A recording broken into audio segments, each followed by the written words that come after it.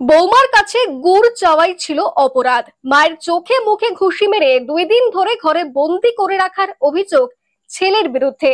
এক বেদনাদায়ক পারিবারিক ঘটনার সাক্ষী থাকলো মুর্শিদাবাদ জেলার হরিহরপাড়া থানার অধীনস্থ আব্দুলপুর এলাকা।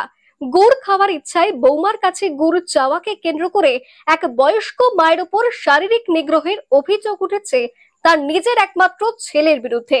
বিয়েটাতে মেরেছে তো দেশে বাড়িটা মতে কিনে ঘর করেছিল, সেই ঘর থেকে 14 বছর পর নেওয়ার লেগে আবার দেশে ঘুরতে লাগলো, লোকের কাছে কাছে ঘুরিয়ে ঘুরিয়ে ঘুরিয়ে আমি আসিনি।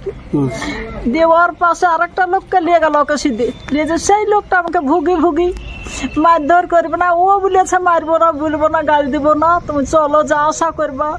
তাও একবার আমি আসিনি, আমি কিচ্ছু নিয়ে যাবো না, তুমি কিচ্ছু নিয়ে যেতে হবে না, তুমি একটু যাও আশা করবা, যোগাযোগ করবো। বাবা তাই বলে আমাকে দিন 10 মতন নিয়ে এসে আর আমাকে বাড়াইতে দেয়নি বাড়ি থেকে। বেটাতে গেটওয়ালা বাড়ি গেট মেরে দেয়। অভিযুক্ত ছেলের নাম তহিদুল মন্ডল, আক্রান্ত মা অরুণা বেওয়া, বয়সে প্রবীণ। তিনি অভিযোগ করেন, বৌমার কাছে একটু গুড় চেয়েছিলাম খাবার ইচ্ছায়, কিন্তু আমার ছেলে তহিদুল মন্ডল হঠাৎ প্রচন্ড রেগে গিয়ে চোখে মুখে ও নাকে কিল চর ঘুষি মারতে থাকে।